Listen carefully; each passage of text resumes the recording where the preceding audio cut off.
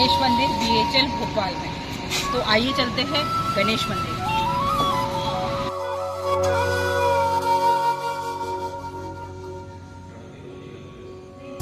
नमस्कार। सबसे पहले मैं बताऊँ, मेरा नाम मुकुंद दत्तात्रेय गोड़बोले है और ये श्री गणेश मंदिर जो है पिपलानी C सेक्टर में अवेलेबल मतलब स्थित है और ये काफ़ी पुराना मंदिर है। मतलब BHL क्षेत्र में अगर माना जाए तो ये एक सिद्ध मंदिर के रूप में जाना जाता है, जो गणेश जी का है, प्योर इकलौता गणेश जी का मंदिर है। और बाकी जगह मंदिर होंगे जहाँ पे अलग अलग मूर्तियाँ भी होंगी दूसरी भी, लेकिन यहाँ पे इकलौते गणेश जी विराजमान है। और इनकी स्थापना ये समझ लीजिए करीब करीब 1957 के आसपास हुई थी, लेकिन उसको रजिस्ट्रेशन वगैरह मिलते हुए संस्था का जो रजिस्ट्रेशन होता है मराठी समाज का, महाराष्ट्र समाज मंडल का, तो वो उसको मिलते हुए करीब 5-10 साल लग गए थे। तो 67 में जाकर उनको रजिस्ट्रेशन मिल गया था। लेकिन उसके पहले ये गणेश जी बिठाने का था कि अब जब हमारे गणेश जी है तो इसका कैसे कार्य किया जाए, कैसे ज़मीन जो 100 बाई 100 की ज़मीन जो है हमको BHL ने अलॉट की थी। मेरे ख्याल से सभी समाज के एक लोगों को दी होगी, तो उसी हिसाब से हमको भी 100 बाई 100 की ज़मीन, 100 की ज़मीन में एक छोटा सा चबूतरा सा खड़ा किया गया था, जिसके अंदर मंदिर को लगाना था। तो खुद ही लोगों ने अपने हाथ से तगाड़ियाँ उठाई है, सामान उठाया है, पूरा सामान उठा के बाकायदा इस मंदिर का निर्माण किया गया। छोटा सा मंदिर पहले बनाया गया। BHL के वैकलिस एक संस्था है जिसके अंदर BHL में जितने समाज के अलग अलग मंदिर समाज है उनको उसमें इन्वॉल्व किया गया था।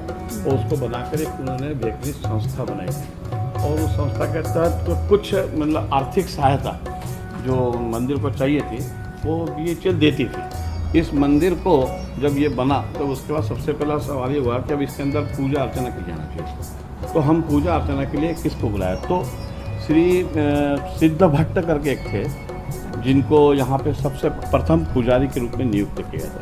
सिद्ध भट्ट के पहले श्री दीक्षित जी थे जो यहाँ पे पूरे BHL क्षेत्र के अंदर पंडिताई वही करते थे। अच्छा। अब वो इस संसार में नहीं है, तो उन्होंने ही बाकायदा मतलब एक इंटरव्यू कह लो या उनसे जो भी सवालात करने थे वो सवालात उनसे किए थे और सवालात करने के बाद उनको सिद्ध भट्ट जी थे उनको यहाँ पे रखा गया था। सिद्ध भट्ट जी यहाँ सब देखते थे, पूरी पूजा पाठ सब कुछ। और सबसे बड़ी बात ये कि यहाँ पे जो लोग उनका इंटरेस्ट था कि हम ये सीखे मतलब पंडिताई सीखे, उनको वो सिद्ध भट्ट जी सिखाते भी थे। तो इस प्रकार से पहले सिद्ध भट्ट जी थे, उसके बाद यावलकर गुरु जी करते थे। यावलकर जी का भी काफ़ी कार्यकाल यहाँ तक रहा, करीब मेरे ख्याल से उसके बाद ये नियर अबाउट 5-10-6 साल पहले तक यावलकर जी थे और उन्होंने काफ़ी सेवाएं करी उसमें और इस मंदिर को चलाया था। ये मंदिर यहाँ पे स्थापित हुआ, उसके पहले गणेश जी को कहीं और भी बिठाया जाता था या उनकी पूजा? गणेश जी की स्थापना तो यहीं हुई थी, बट गणेश उत्सव जो मनाया जाता है वो उत्सव यहाँ नहीं मनाया जाता था, यहाँ जगह नहीं थी, खुला था। तो ये गणेश उत्सव कल्चरल हॉल जो BHL का है वहाँ पर मनाया जाता था। करीब करीब 4 साल तक कल्चरल हॉल के अंदर गणेश जी बिठाए गए थे और 4-5 साल के बाद फिर यहाँ पर उनको गणेश जी फिर यहाँ पे उनको शुरू किया, स्थान मिला गणेश उत्सव के लिए। बाकी गणेश जी थे। अब सवाल ये था कि गणेश जी की मूर्ति, गणेश जी की मूर्ति यहाँ के जो कमेटी के कुछ लोग थे वो जयपुर गए थे। जयपुर में जो जिस गली में या जिस मोहल्ले के अंदर मूर्तियाँ बनती संगमरमर की, वहाँ पे गए। वहाँ पे जाने के बाद वहीं पे उन्होंने एक मूर्ति को मतलब चुनाव किया कि ये मूर्ति अच्छी रहेगी और इस प्रकार से ये 2.5 फीट की मूर्ति करीब करीब जयपुर से यहाँ लाई गई थी। अच्छा। और यहाँ स्थापित की थी। काफ़ी मतलब अंतराल के बाद एक कांची मठ से कोई एक सत्येंद्र महाराज जी आए थे। वो आए थे, वो उधर जो पुराना मद्रासियों का मंदिर है वहाँ रुके थे, साउथ इंडियन वालों का। उन्होंने ये जब मूर्ति को देखा था या यहाँ पे जो भी उन्होंने पूजा पाठ की थी, तब उन्होंने बताया था कि ये जो मूर्ति है ये एक सिद्ध मूर्ति है और ये मनोकामना सफल करने वाली है। और तब से हम देखते हैं कि कई लोग हैं जो मतलब इस प्रकार से मूर्ति को मतलब अपना मानते हैं और वो मतलब सिद्ध है, ये प्रूफ हो चुका है। अच्छा। और मैंने सुना है यहाँ पे काफ़ी बड़े बड़े कलाकार और सारे लोग आते हैं। और देखिए, अब गणेश उत्सव करना है तो गणेश उत्सव के लिए हमको प्रोग्राम्स करने पड़ेंगे, कार्यक्रम करने पड़ते हैं जी। और लोकमान्य तिलक जी ने गणेश उत्सव जो शुरू किया था वो सिर्फ इसलिए किया गया था कि समाज को एक जगह एकत्रित करके उनमें देश भावना जागरूक करें। जी जी। ये उनका उद्देश्य था। ये अलग मुद्दा है कि आजकल के परिवेश में उसका स्वरूप बदल गया है। तो कार्यक्रम समाज से संबंधित, संस्कृति से संबंधित होते थे। तो अजित कड़कड़े जी आ चुके हैं यहाँ पे। अच्छा। यहाँ पे ये आपकी आशा भोसले आ चुकी है जी। बाकी शंकराचार्य जी आ चुके हैं। ऐसे कई बड़ी बड़ी हस्तियाँ आ चुकी हैं। आपकी इंदौर की जो अपने लोकसभा अध्यक्ष रह चुकी है सुमित्रा महाजन जी, जी वो भी यहाँ आ चुकी है। हाँ। आपके अभी पिछले कुछ ही साल पहले हैवी इंडस्ट्री मिनिस्टर मिस्टर गीते वो भी यहाँ पे आए हुए थे। तो वो जो भी मराठी समाज का आता है वो इसके दर्शन अवश्य करता है। सर मैं एक बात और पूछना चाहती हूँ कि यहाँ पे हर दिन पूजा पाठ वगैरह सभी चीज़ होती हैं, लेकिन इसके अलावा और भी कोई प्रोग्राम होते होंगे, पूजा होती होंगी जो आपके समाज, मराठी समाज द्वारा संचालित की जाती हैं या हर वर्ष होती हैं, तो आप उसके विषय में बताइए। बिल्कुल अवश्य। देखिए, जब हम मंदिर की बात करते हैं तो सिर्फ मंदिर में पूजा करना, खाली गणेश जी की पूजा कर दिया हमारा काम हो गया, ऐसा नहीं है। समाज में बाकी जो परिस्थितियां हैं या बाकी जो भी है उसको भी हमें निभाना है। और समाज को हमारा एक मैसेज देना है कि हम लोग सब एक साथ हैं। तो उसलिए हम यहाँ पे अगर हम शुरू करें जनवरी से, तो हम लोग सबसे पहले जनवरी में संक्रांति का कार्यक्रम करते हैं जिसमें महिलाओं का हल्दी कुमकुम हो जाता है। और 26 जनवरी को भेकनिस के द्वारा जो परेड होती है गणतंत्र दिवस की, उसके अंदर भी हम लोग झांकियाँ वगैरह प्रस्तुत करते हैं। बहुत सुंदर सुंदर झांकियाँ होती हैं वहाँ पे। उसके अंदर समाज अपनी तरफ से भी अपनी झांकी देता है जी। और उसके बाद आपका जैसे जनवरी से फरवरी आते हैं, फरवरी मार्च में होली आती है, तो होली का दहन का कार्यक्रम होता है। उसके बाद आप आगे चलिए, होली का होने के बाद आपका मई में हम लोग एक सामूहिक जनेऊ संस्कार करते हैं। अच्छा। मतलब क्या होता है, आज की तारीख में आपके परिवेश में हर एक आदमी की इतनी हैसियत नहीं है कि वो काफ़ी खर्चा करके या सब कुछ करके बच्चों का उपनयन संस्कार करें। जी जी। तो हमने ये सोचा कि क्यों न हम इस प्रकार से किया जाए कि जिसमें सब लोगों को सुविधा भी हो और आसानी से काम हो सके। तो फिर हम लोगों ने यहाँ पे सामूहिक रूप से करवाना शुरू किया। मेरे ख्याल से जब से हम कर रहे हैं, मेरे को करते करते भी 10-1 साल हो गए हम लोग को। तो मई के महीने में हम लोग उसको करते हैं और करीब 17, 18, 20, 22 तक जाते हैं। मतलब इतने उपनयन संस्कार हर साल यहाँ पे हम लोग करवाते हैं। जी जी। उपनयन संस्कार के लिए मैं विशेष रूप से नाम देना चाहूँगा श्री राखे गुरुजी करके जी, जिनको मतलब आचार्य वेद कहा जाता है, जो मतलब इस मंदिर से जुड़े हुए हैं। हम उन्हीं के मार्गदर्शन में ये कार्यक्रम करते हैं।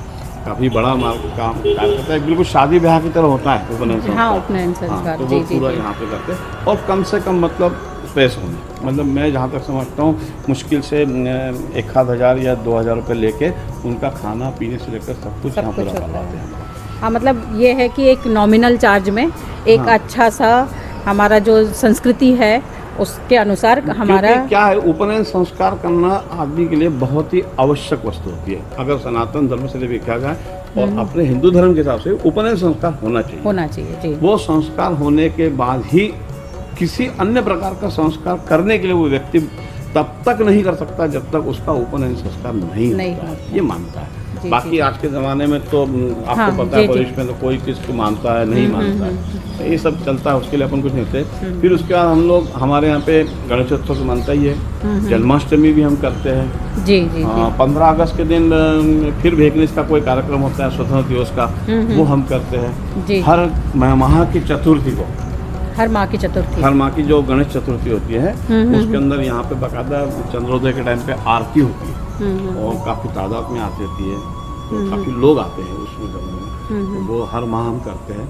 अच्छा। और उसके सिवा हमारे यहाँ पे कभी हम प्रोग्राम्स के अंदर नाट्य प्रोग्राम्स करते हैं, कोई नाटक करते हैं, कीर्तन करते हैं। यहाँ पोवाड़े का कार्यक्रम हो चुका है। पोवाड़ा मतलब एक मराठी समाज के अंदर किसी राजा का गुणगान गाने के लिए जो एक गीत तैयार होता है जिसमें जोश और वीर रस होता है, वो उसे पोवाड़ा कहते हैं। तो उस पोवाड़े का कार्यक्रम यहाँ कर चुके हैं।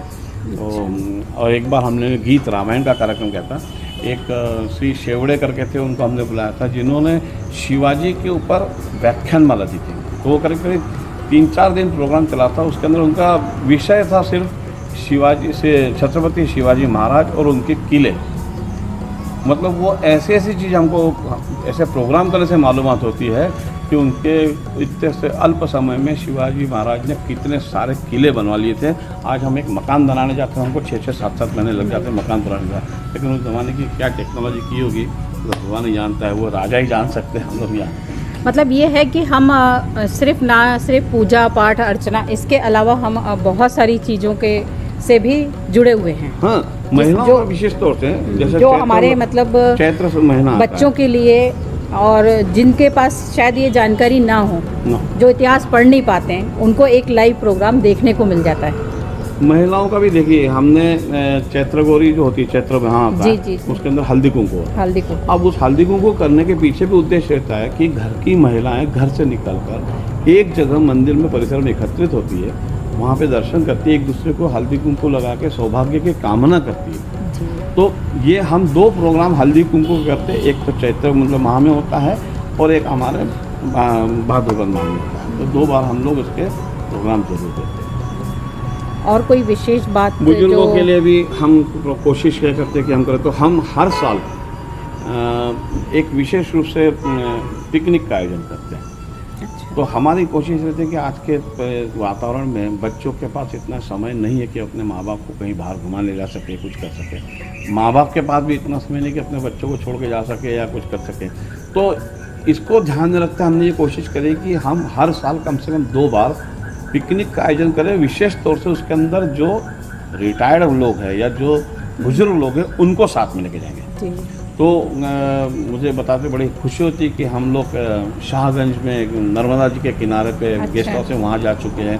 नरसिंहगढ़ के पहले 2 किलोमीटर पहले एक हनुमान जी का मंदिर है, वहाँ जा चुके हैं। बारना डैम जा चुके हैं, आपका तरावली देवी जा चुके हैं। मतलब ऐसे स्थान देखते हैं। सागर के पास रेली करके एक जगह है, हमें भी नहीं मानता, लेकिन हम जब गए वहाँ पे पिकनिक करी हमने, तब हमारे समझ में आया रेली से 2 किलोमीटर अंदर पंढरपुर का मंदिर है। अच्छा, तो महाराष्ट्र में पंढरपुर है, उसकी प्रतिमूर्ति यहाँ पे है। अच्छा, बाकायदा बाजू में नदी बहती है, वहाँ मंदिर है, पुराने ज़माने का मंदिर है बहुत। तो हम लोग सब जब इनको लेके गए तो निश्चित रूप से बुजुर्ग लोग जो है वो भावनात्मक ज़्यादा होते हैं, तो बहुत अच्छा लगा उनको। मतलब एक घूमना भी हो गया और दर्शन भी हो गए। दर्शन भी हो गया, हाँ जी। और खासतौर से उनको जाने को नहीं मिलता, जाने को नहीं मिलता। हाँ, कई कारण होते हैं, लेकिन बुजुर्गों का जब आपस में साथ मिल जाता है तो वो जाने के लिए तैयार हो जाते हैं। और फरवरी माह में करीब करीब गणेश जयंती का कार्यक्रम होते हैं, मतलब इसकी स्थापना फरवरी महीने में हुई थी। अच्छा अच्छा। तो वो 1 सप्ताह का कार्यक्रम हम लोग करते हैं, जिसके अंदर बाकायदा पालकी निकलती है। अच्छा। तो पूरे ऐसे अपने जो टाउनशिप है या मकान है उनके बीचों में से ऐसे पालकी निकालते हुए घुमाते हुए पालकी लाते हैं। और भंडारे का कार्यक्रम होता है, आखिरी दिन में भंडारे का कार्यक्रम। और भंडारे में भी हम किसी से कोई चंदा मांगते नहीं है, जिसको जो देना है वो देता है, वो अलग मुद्दा है। लेकिन मुझे बड़ी खुशी होती है कहते हुए कि करीब करीब 1000 आदमी खाना खाते हैं। अच्छा। और ये जो आप देख रहे जगह पे, ये बाद में बनी, तो यहीं पे हम लोग बिठा के पंगत बिठा के खाना खिलाते हैं। अच्छा। लेकिन हमारे एक ही सिस्टम होता है कि जगह खाली हो गई तो दूसरे आदमी को बिठा दिया, ऐसा नहीं करते हम लोग। जब तक कि पूरी पंगत नहीं उड़ जाएगी तब तक हम दूसरी पंगत नहीं लगाते। वो हमको डिसिप्लिन में मेंटेन करते हैं, बाकायदा लाइन लगवा के सब करते हैं। गणेश उत्सव में जो 10 दिन गणेश जी बैठते हैं, उसकी जो स्थापना है गणेश जी की, वो मंदिर समिति करती है या कोई भक्त भी कर सकता है? देखिए, स्थापना गणेश उत्सव के लिए मूर्ति लाना है तो पहले जब ये गणेश उत्सव शुरू हुए थे तब तो खैर सब मिलजुल कर मूर्ति लाते थे। लेकिन उसके उपरांत तो कुछ ऐसा हुआ कि कुछ लोगों ने बोला कि यार मूर्ति क्यों ना हम हमारी तरफ से दें। जी। तो श्रद्धा भक्ति है, उसका स्वागत किया गया कि एक नई परंपरा डल रही, उसमें कोई बुराई नहीं है। तो अब यह है कि कोई भी व्यक्ति अपनी तरफ से मूर्ति देता है तो मूर्ति भी वही सेलेक्ट करता है कौन सी मूर्ति चाहिए। वो मूर्ति जहाँ भी मूर्तिकार मूर्ति बनाता है वहाँ से पूजा करके उस मूर्ति को उठाकर वो अपने घर लाता है। फिर मंदिर समिति यहाँ से बाकायदा ढोल बाजे के साथ घर जाती है उसके, वहाँ से मूर्ति की पूजा करके वहाँ से ससम्मान उस मूर्ति को लाकर यहाँ पे विराजमान किया जाता है। गणेश मंदिर लेके आते हैं। हाँ, गणेश मंदिर वहाँ विराजमान करते हैं। और पहले दिन उसकी पूजा पाठ वगैरह जिनके यहाँ से वो मूर्ति होती है वही करते हैं। अच्छा, उसका सौभाग्य उनको प्राप्त होता है। बस निश्चित रूप से। जी जी जी। तो ये परंपरा काफ़ी साल पुरानी चल रही है और मुझे बताते हुए खुशी होती है कि अभी 2020 चल रहा है। अच्छा। और 2027 तक अच्छा। मतलब 2027 तक यहाँ मूर्तियों के लिए बुकिंग हो चुकी है। अच्छा अच्छा। और नए लोगों की अभी बुकिंग कर नहीं रहे क्योंकि 7 साल बहुत होता है। बहुत। और जिन लोगों ने बहुत पहले मूर्तियाँ बुकिंग की, अब क्या हुआ, कालांतर की तरह से वो कहीं ट्रांसफ़र हो गया या वो उनके बच्चे बड़े हो गए, तो वो बच्चों के पास चले जाते रहने के लिए, तो वो कोई फ़ोन करके पूछना पड़ता है कि भाई आप इंटरेस्टेड हो कि नहीं। देखिए सर, थोड़ा नीचे इंटरेस्टेड हो कि नहीं आप देख लीजिए। तो वो ऐसा कोई अगर नहीं होता है तो फिर अगले वाला जो होता है उसको चांस पहले दे दिया जाता है कि वो होता है। तो मूर्ति बाकायदा। लेकिन इस साल पर्टिकुलर 2020 में ये हमने 0 वर्ष घोषित किया है। अच्छा। तो कोरोना की वजह से हमने बोला यहाँ कोई भीड़ भाड़ नहीं होगी, किस प्रकार नहीं होगा, तो इसलिए हमने मूर्ति इस बार सामूहिक रूप से, मतलब जो कमेटी के लोग हैं उन लोगों ने सबने मिलकर मूर्ति बिठाई है। और मूर्ति की हाइट भी कम रखी है हमने, 2.5 फीट की हाइट रखी, उससे ज़्यादा नहीं रखी। बाकी समय तो खैर बड़ी बड़ी मूर्ति रखते हैं। तो इस साल ऐसा करके हम लोगों ने परंपरा को कायम रखा जीवित रखा हुआ है। जी जी जी। अब अगले वर्ष जिनका भी नंबर होगा वो अपनी तरफ से मूर्ति बिठाएंगे। मतलब मेरे को मंदिर से सक्रिय रूप से जुड़ के, मंदिर से जुड़ा था तो काफ़ी पहले से हूँ, लेकिन सक्रिय रूप से जुड़ के कमेटी में अंदर आके मुझे भी कम से कम 15-16 साल हो गए। लेकिन मेरा नंबर अभी तक मूर्ति में नहीं आया है क्योंकि नंबर इतने लग चुके हैं। जी जी जी। तो देखिए परमेश्वर की जब इच्छा होगी तब लगेगा नंबर। मंदिर में एक चीज़ बताऊँ, जब हम मंदिर चलाते हैं तो सब तरह के लोग आते हैं, सबके अपने अपने विचार होते हैं, सबके अपने अपने परिस्थितियाँ होती है, तो हमें कहीं ना कहीं कोई ना कोई एक हाथ नियमावली बनाना पड़ती है। बिल्कुल। तो उस नियमावली के तहत हम उसके ऊपर इधर से उधर नहीं हटेंगे, ये नियमावली से नहीं हटेंगे हम, चाहे कुछ भी हो जाए। जैसा कि मैंने आपको बताया कि गाभारे के अंदर हमारे यहाँ 16 पेन के बगैर नहीं जाओगे तो नहीं जाओगे आप। तो दोस्तों आपने अभी देखा गणेश मंदिर में, जहाँ सिर्फ मराठी समाज के ही नहीं, सभी समाज के लोग यहाँ पर आते हैं, दर्शन करते हैं और उनको बहुत ही लाभ प्राप्त होता है दर्शनों का।